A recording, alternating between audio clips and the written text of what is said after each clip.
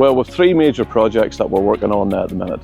The first one is lighting up our walking track, and that's really focused at providing that service for our non-playing and elderly members, something that can help promote their healthy lifestyle. Second project is upgrading our floodlighting in our training pitch and our warm-up area to LED floodlighting. This provides a really good opportunity for our teams to train in the best possible lighting conditions to improve their skill set, and while also reducing our carbon footprint. Okay, and our third project then is the refurb of our Connell Baldwin ball wall. We're refurbing that into a 3G multi-play area that really is targeting at our youth, right from academy up through to primary school, to provide them with a facility that they can hone their skills in the best possible controlled environment. We believe these three projects will offer the correct services for all our member base, right through from 5 months to 78 years old, and to the wider community as well.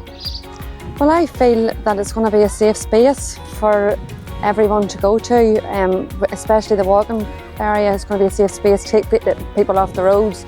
And I feel that even for parents, if they're maybe dropping their children off, that they can maybe come, and maybe if they don't do exercise, it would be a way of them getting involved within the club and also getting involved in exercise as well. So I feel that's important and good for people's mental health as well, to get out in the area. If you look, there's a lovely green area here, so they're getting out in nature as well.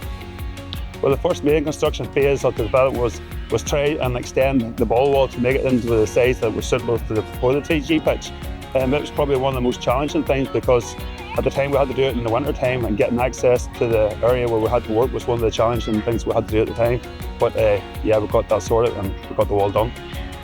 It's about 5 months in the progress now, which I think for volunteers doing this here sort of work, I think that's a very good achievement.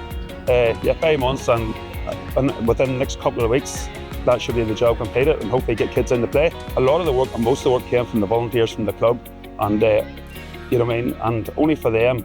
Like no job had to be done by anybody on their own. There was always volunteers within the club to give a hand to any man that had the skills. I think the ball wall is going to be a great addition to the club, to develop all the wee ones, all the age groups throughout the club, their skills for their game. And also, as you can see, the club is just a complete hive of activity. So have this space as well to get everybody involved is just brilliant. So agora mia meagat to all the people that have founded and worked hard to get this.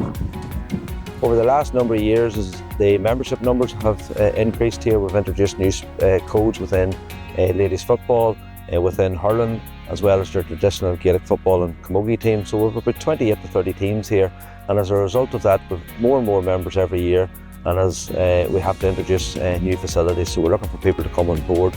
The club is in existence since 1982, and the people before us developed the current facilities we have, and we're now doing the same thing for the next generation. There's a variety of ways of supporting the club.